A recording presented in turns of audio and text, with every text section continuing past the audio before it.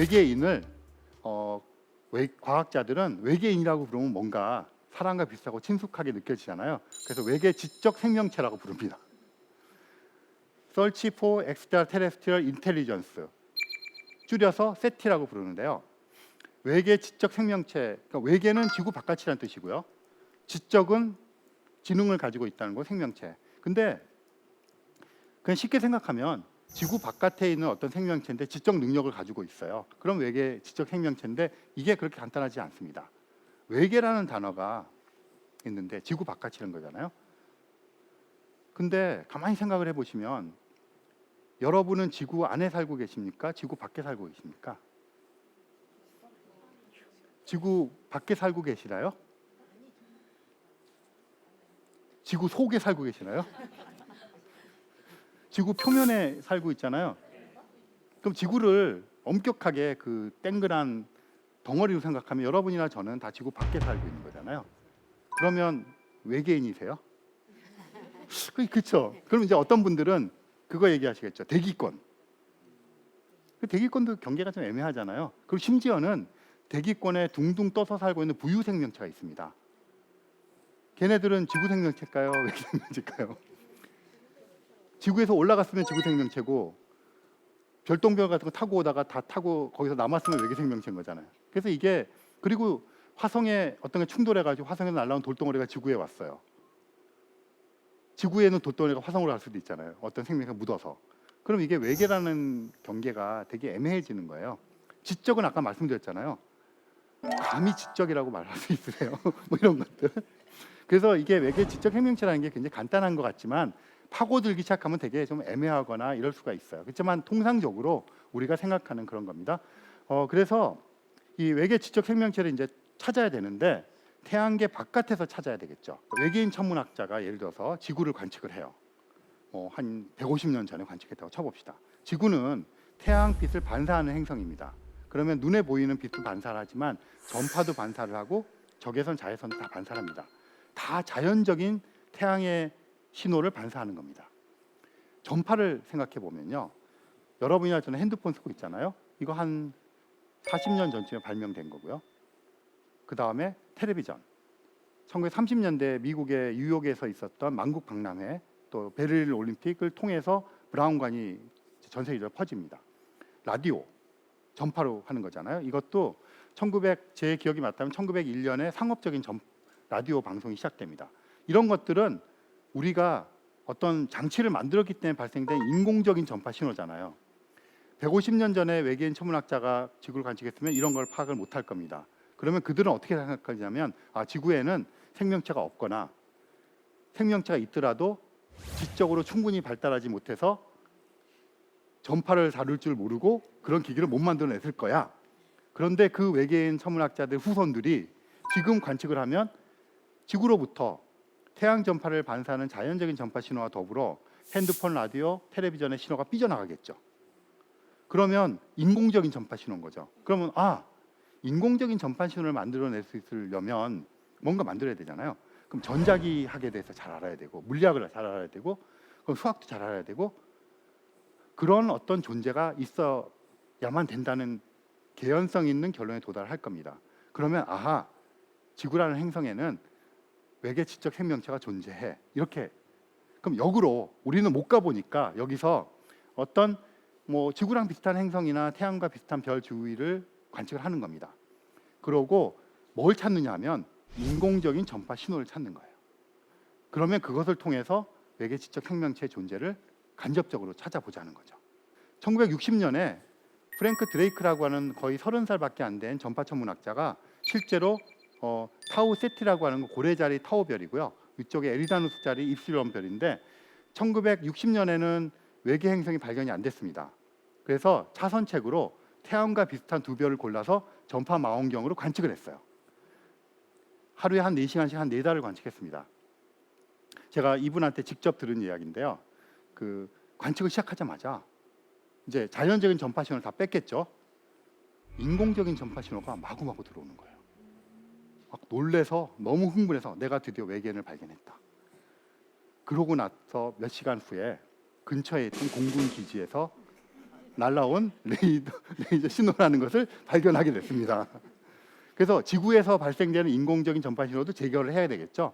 그래서 역사상 처음으로 외계인으로부터 오는 인공적인 전파 신호를 찾는 프로젝트가 이 오스마 프로젝트라고 하는 게 1960년에 이런 걸 찾는 천문학자 세티 과학자라고 부릅니다. 저도 전파 천문학을 전공을 했는데요. 저도 이런 작업을 해서 그러면 이제 세티 과학자가 되는 거죠. 전파 천문학자들이 이런 작업을 많이 합니다. 지난 몇십 년 동안 전파 망원경을 가지고 외계 지적 생명체로부터 오는 인공적인 전파 신호를 찾는 게 패러다임이 되어서 지금까지도 하고 있습니다. 지금 보시는 것이 전파 망원경인데요. 한때 세계에서 제일 컸던 겁니다. 푸에르토리코에 있는 건데 305m예요. 직경이. 크면 클수록 전파를 잘 잡겠죠. 한때라고 제가 말씀드렸습니다. 최근에 중국에서 500m짜리를 건설했어요. 정말 중국은 뭐 그거 만들면 도로도 내고 뭐 그래가지고 그래서 중국이 세계 1위가 됐습니다. 그래서 이 망원경을 주로 사용을 해서 외계 지적 생명체로부터 오는 이제 그 전파 신호를 찾았는데 최근에 그 페스트라고 부르는 중국의 전파 망원경 500m짜리입니다. 똑같이 생겼어요. 500m. 그거를 하면서 중국의 그 전파 천문대에서 자기네 핵심 프로젝트로 세티 프로젝트를 채택을 했고요. 외계인을 찾는 작업을 본격적으로 하겠다는 거죠. 그 이유가 뭔지 아세요? 세계 인구의 3분의 1이 중국 사람인데 외계인을 처음 발견하는 지구인은 마땅히 중국 사람이어야 되지 않아? 이겁니다. 뭐 어떻게든 맞는 것 같은데 또 뭐 그래서 엄청난 투자를 합니다. 이런 망원경 썼고요. 지금 그런데 조금 전에 보셨던 망원경은 어느 천문학자나 쓰고 싶겠죠. 좋은 망원경이니까. 그래서 세티에는 거의 시간이 할애가 안 돼요. 근데 지금 보시는 거는 길이가 직경이 6m짜리 망원경인데 42대입니다. 세티 전용 망원경이에요. 24시간 365일 동안 폴 앨런이라는 사람이 마이크로소프트 공동 창업자인데 그분이 기부를 하셨어요. 그래서 그분 이름을 붙여서 망원경 이름이 앨런 망원경입니다. 앨런 텔레스콥 어레이. 그래서 여러분들도 혹시 돈을 많이 버시면 저한테 기부를 하시면 이런 작업할 때 여러분들 이름을 붙여드립니다. 그러면 질문이 있을 겁니다. 지금까지 몇십 년을 전파 망원경을 사용해 관측을 했는데 그러면 발견했냐? 아직 발견 못했습니다. 그런데 후보는 한 5,000개, 6,000개쯤 있어요. 그 후보라고 하는 것은 이겁니다. 인공적인 전파 신호, 그러니까 자연적인 전파 신호 다 빼고 지구상에서 나오는 전파 신호 빼고 났을 때 또 남아있는 신호가 있을 거 아니에요. 그 신호는 인공적인 전파 신호라고 의심되는 신호들이죠. 그런 신호들이 몇천 개가 있어요. 그런데 아직까지 단 한 개에 대해서도 그렇다고 말은 못합니다. 그 이유는 조금 이따 말씀드릴게요. 지금 보시는 것은 와우라고 써 있잖아요. 영어로. 이름이 와우 시그널입니다. 와우 신호. 이 신호를 포착한 세티 과학자가 너무나 놀라고 좋아서 와우라고 썼습니다. 여기 보면 빈 칸들 있잖아요. 잡음입니다. 숫자 1, 2, 3, 4 이렇게 올라가는 전파의 색입니다. 인공적인 전파 신호의 색이에요. 그럼 6, 7 이런 거는 돌발적으로 굉장히 강한 전파 신호가 들어온 거잖아요. 9까지 가면 A, B, C, D로 올라갑니다. 그럼 여기 6, F, Q, U, J, O라고 되어 있는 것은 72초 동안 이어지는데 굉장히 강한 인공 전파 신호가 연속적으로 포착된 거잖아요. 그러니까 의심할 수밖에 없죠. 그래서 다른 천문대에다 막 연락을 했어요. 동시에 관측을 했습니다. 근데 반복 관측이 안 되었어요. 그래서 와우 시그널은 해프닝으로 끝나고 후보로 남아 있습니다. 이게 반복 관측이 되어서 우리에게 확신을 줘야 되거든요. 그래서 이걸 발견한 분은 지금도 외계 지적 생명체가 보낸 인공적인 전파 신호를 자기가 포착했을 거라고 심증적으로 생각하지만 과학적으로는 받아들일 수가 없잖아요.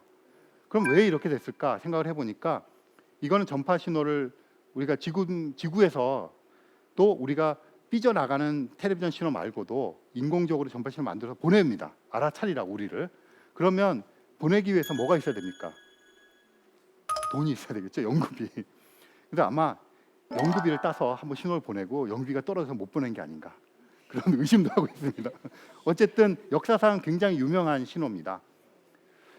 그러면 언제 발견하겠느냐? 세스 쇼트락 박사님도 전파 천문학자이다 세티 과학자입니다. 25년 내에, 이게 몇 년 전에 말씀하신 거예요. 2040년이 D-Day입니다.